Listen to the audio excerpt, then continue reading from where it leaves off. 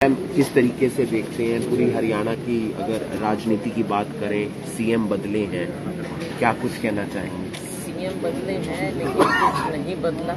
यहाँ पर जो पुरानी बात थी वही चल रही है। हम सीएम सिटी में देख रहे हैं कि पहले जो सिस्टम था वही भ्रष्टाचार, शासन, कुछ काम हो नहीं रहे, चुनाव बिल्कुल आ गया है, लेकिन ऐसा लगता है कि बदलाव के बावजूद कोई बदलाव नहीं है। आने वाला समय बताएगा और वो शुरुआत यहाँ से करनाल से ही होगी। कुमारी सैलजा चर्चा चल रही है, सिरसा से लोकसभा का चुनाव लड़ सकती हैं अशोक तंवर के सामने। तो ये चर्चाएं चलती रहती हैं राजनीति में। हमारी पार्टी में अभी इसकी ना कोई डिस्कशन है, ना कोई अभी फैसला है। हमारी मीटिंग होंगी हाईकमान, ये मैं एक बार नहीं बार बार कह चुकी हूँ कि हाईकमान का जो फैसला होगा वो हम मानेंगे इस बार। लेकिन आगे आने वाले समय में विधानसभा का चुनाव है, मेरी इच्छा है मैं विधानसभा चुनाव लड़ूं, लेकिन हाईकमान का फैसला हम सबको मान्य होता है। 10 की 10 सीटों, 9 सीटों पर। अरविंद केजरीवाल की गिरफ्तारी किस तरीके से देखते हैं?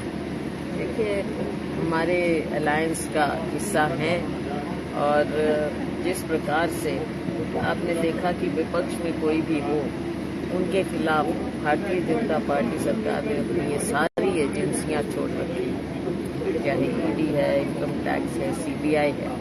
इनका उपयोग नहीं आज के दिन लोकतंत्र को कमजोर करने के लिए दुरुपयोग हो रहा है। चुनाव के दौरान इस तरह की कार्रवाई होना अपने आप में दिख रहा है कि इनका लोकतंत्र में कोई विश्वास नहीं।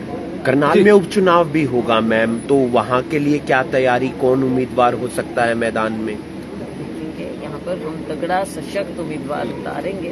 पार्टी हर पहलू पर विचार कर रही है और सशक्त उम्मीदवार को ही हम यहाँ से उतारेंगे, क्योंकि पहले सीएम सिटी के नाम से कहा गया, अभी भी प्रयास है, लेकिन जिनको करनाल के बारे में कुछ मालूम ही नहीं है, उनको माननीय मुख्यमंत्री जी को यहाँ से अगर उतारा जाएगा तो आप सोच सकते हैं कि करनाल के लोगों की क्या हालत है। आपको नहीं लगता राजकुमार सैनी का कांग्रेस में आना नुकसान पहुंचा? कांग्रेस में नहीं आए हैं, समर्थन दिया है, इंडिया गठबंधन को समर्थन दिया है। गठबंधन में बहुत पार्टियां हैं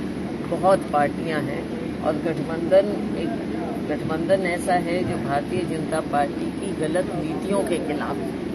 जिसका विश्वास भारतीय जनता पार्टी की गलत नीतियों में नहीं है, पहले से ही गठबंधन ने ये सबको कहा था, न्यौता दिया था कि जो इस तरह की राजनीति से अलग होकर, भारतीय जनता पार्टी की गलत नीतियों से अलग होकर लोकतंत्र को मजबूत करने के लिए साथ दे, तो सब साथ। लोकसभा की लिस्ट कब तक जारी हो सकती है? तो है टाइम, देखेंगे। होली के बाद हमारी समिति बैठेगी, उस पर विचार करें। मुख्यमंत्री की रैली के लिए नूंह की अनाज मंडी बंद कर दी गई है 2 दिन के लिए, और लोग वहां के किसान विरोध कर रहे हैं। ये दुरुपयोग नहीं है तो क्या है? प्रशासन का, सरकार का, सरकारी तंत्र का, अपनी पावर का दुरुपयोग किया जा रहा है, लेकिन लोग तो आएंगे नहीं। क्या आपको लगता है मनोहर लाल करनाल से चुनाव लड़ रहे हैं? जी, मनोहर लाल मुख्यमंत्री थे, अब वो करनाल लोकसभा से चुनाव लड़ रहे हैं, कैसे देखते हैं? आखिर में उनको भेज दिया, दिल्ली भेज दिया। यहाँ से इन्होंने सोचा कि शायद बाहर कर दें और फिर कुछ इनको, देखो ये इनकी पार्टी आखिर में जिस तरह का ये करने की कोशिश करे या दिखावा करे, ये सब दिखावा चल रहा है।